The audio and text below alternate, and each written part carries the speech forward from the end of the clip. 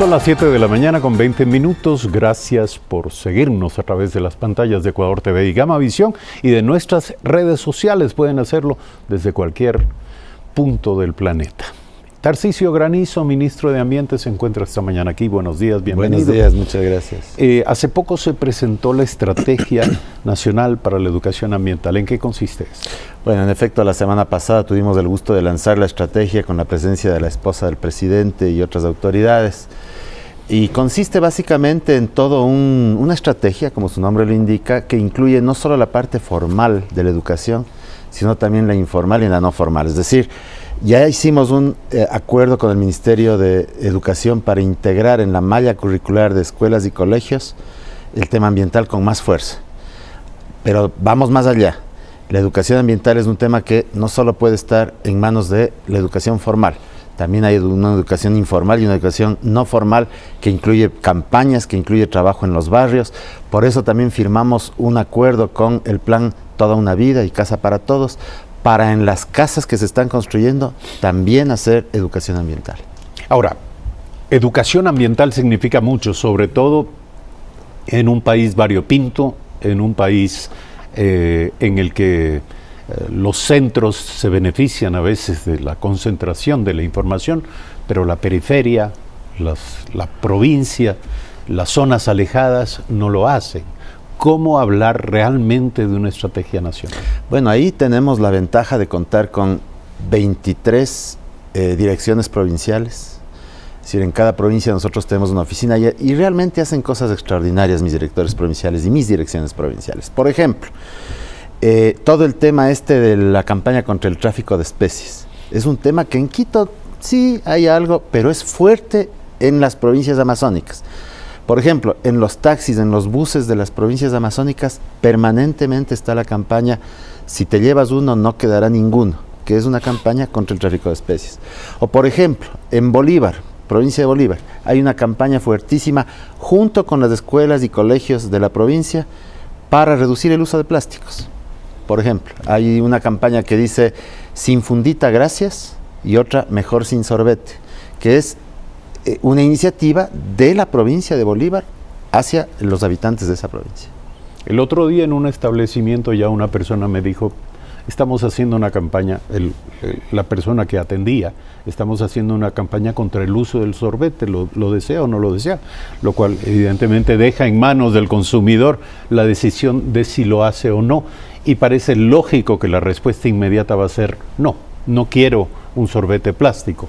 Pero esto son pequeñas gotitas de agua en un océano de problemas. Así es. ¿Qué hacer desde el punto de vista, alguna vez ya lo conversamos aquí, qué hacer desde el punto de vista de una política pública estructurada y con una visión de resultados efectivos inmediatos? Bueno, hemos empezado con la provincia de Galápagos, junto con el Consejo de Gobierno de Galápagos, para que se prohíban una gran cantidad de plásticos, incluyendo los sorbetes, etcétera.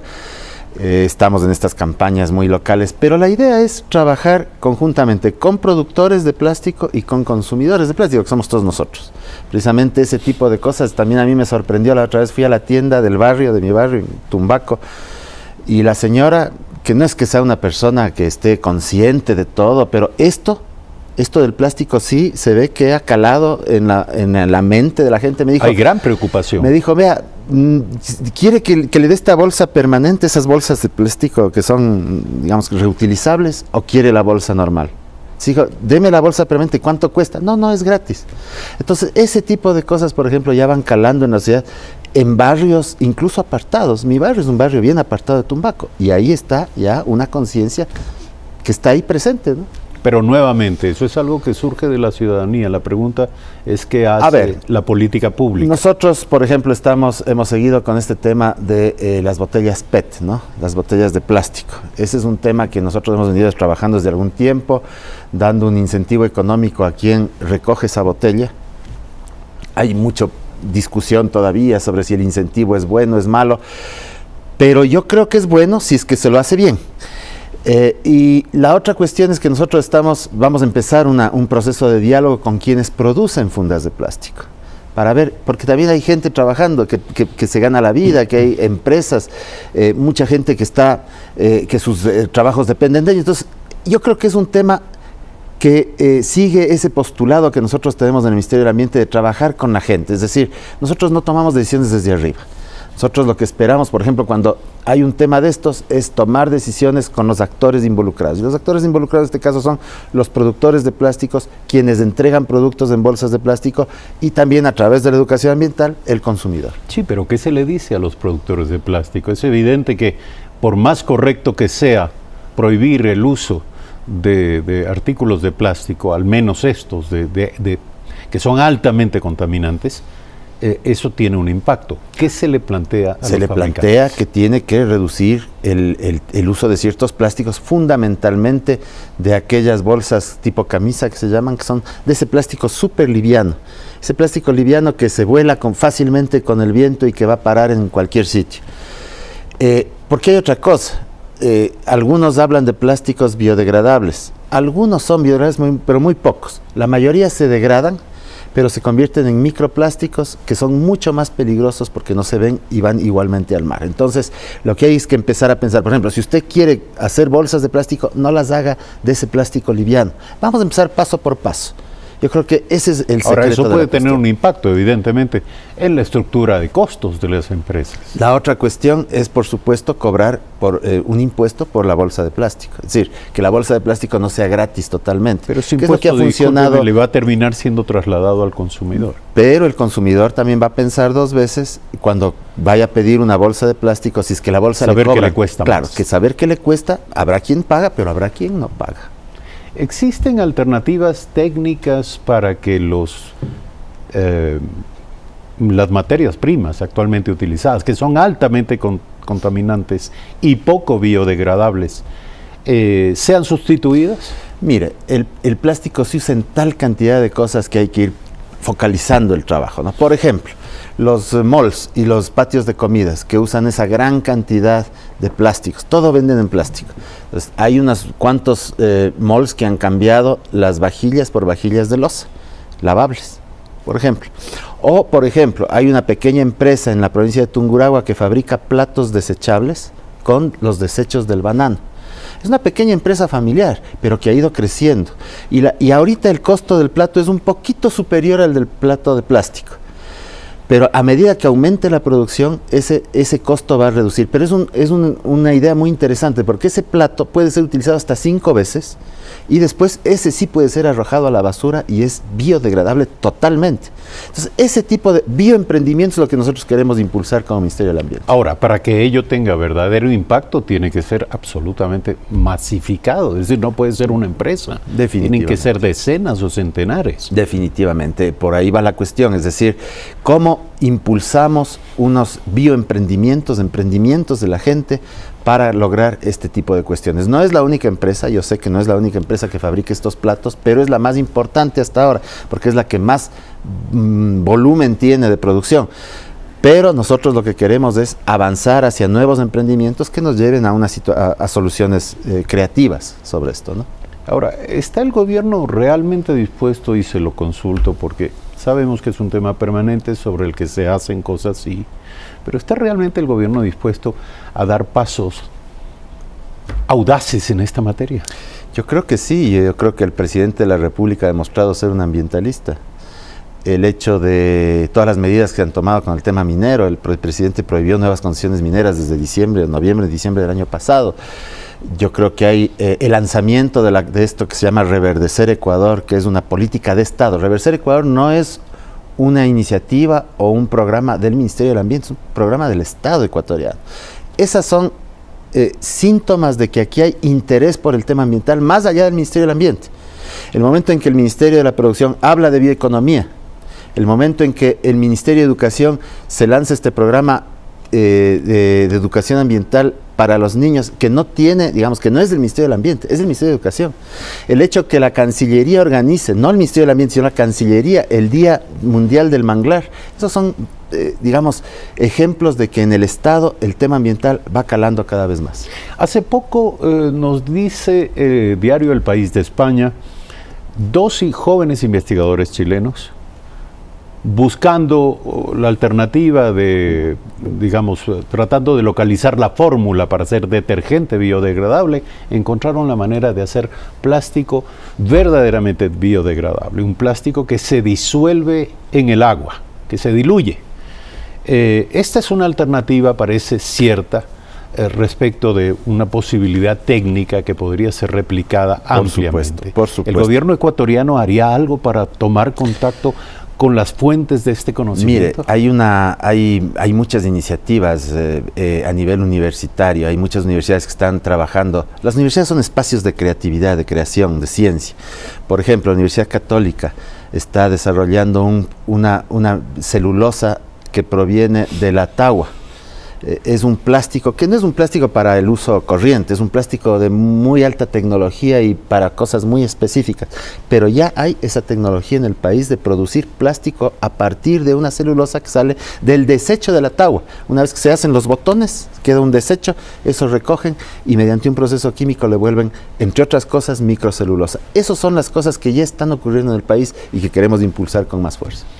Pero todo está en hacer alianzas entre el sector productivo y este conocimiento a nivel académico. Totalmente. Porque por ahora a los productores de plástico puede sonarles esto a una jaqueca, a un dolor de cabeza.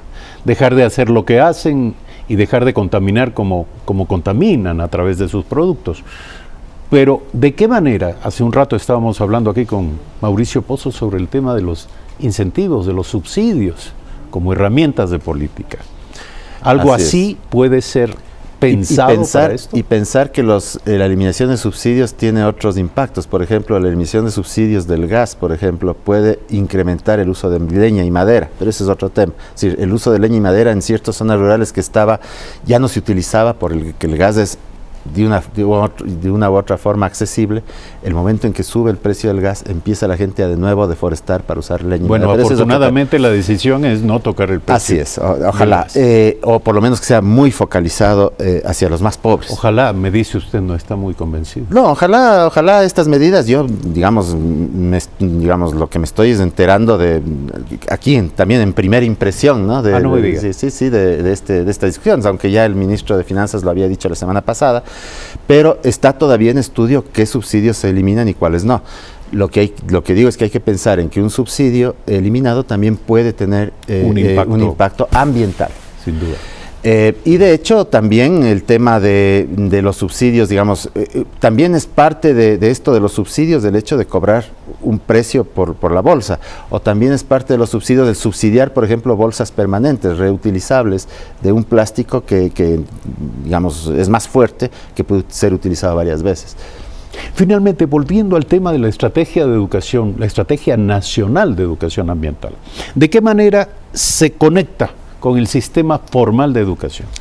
Bueno, ya tenemos un convenio con el Ministerio de Educación para, como le decía, para fortalecer la educación ambiental en la malla curricular de niños y adolescentes. Vamos a hacer lo mismo con las mallas curriculares universitarias, con la CENESID. Pero la educación ambiental va mucho más allá que eso, ¿no? Entonces nosotros lo que queremos es focalizar, digamos, algunos temas. El tema de los plásticos es uno, más allá de las escuelas y colegios y más allá de las universidades, en campañas. Por ejemplo, nosotros hemos firmado el día que lanzamos la estrategia de educación ambiental con Casa para Todos. Casa para Todos no es solo entregar las casas, es lo que se llaman, la esposa del presidente llama crear comunidad, y parte de crear comunidad es la educación ambiental. Entonces la educación ambiental en las casas que son del programa Casa para Todos es, por ejemplo, una alternativa. ¿Y qué incluye eso? Separación de basura, reciclaje, ornato y reverdecimiento de los barrios, limpieza, etc. Todo un paquete que nosotros estamos y queremos impulsar con Casa para Todos como parte del programa, como parte de esa creación de comunidad.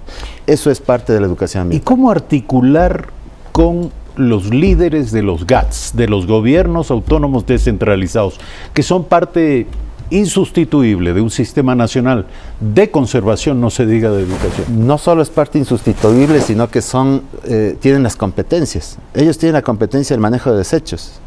Por lo tanto, ellos son responsables del manejo de desechos. Entonces, lo que el ministerio hace es acompañarles, porque muchos GATS evidentemente no tienen las capacidades, pero poco a poco hay que ir construyendo esas capacidades. Recordemos que el 50% de los GATS todavía tienen botaderos a cielo abierto, que es un problema no ambiental, no solo ambiental, sino de salud pública. Y por lo tanto, hay que ir acompañando en el cierre técnico de esos botaderos de basura, para que poco a poco los GATS empiecen con unos sistemas de reciclaje y manejo de desechos que sean mucho más eficientes. ¿Cómo hacer para que la ciudadanía, ahora que se aproxima una campaña electoral en la que tendrán que decidir quiénes van a gobernar los municipios del país, para que la ciudadanía sepa juzgar a quienes verdaderamente están proponiendo políticas serias en materia no solo de conservación, usted lo acaba de decir, de procesamiento de desechos? Y de salud pública. Yo creo que hay que ver qué plantean los candidatos y candidatas con respecto al manejo de desechos, al manejo del agua, al manejo del saneamiento ambiental en general, cómo van a tratar las aguas servidas en aquellos sitios donde todavía se botan las aguas servidas a los ríos. Esas son las cosas claves que tiene que pensar la ciudadanía el momento en que elige a su representante en el gobierno autónomo descentralizado. Sí, pero la ciudadanía a veces no tiene elementos para juzgar, le pueden decir cualquier cosa.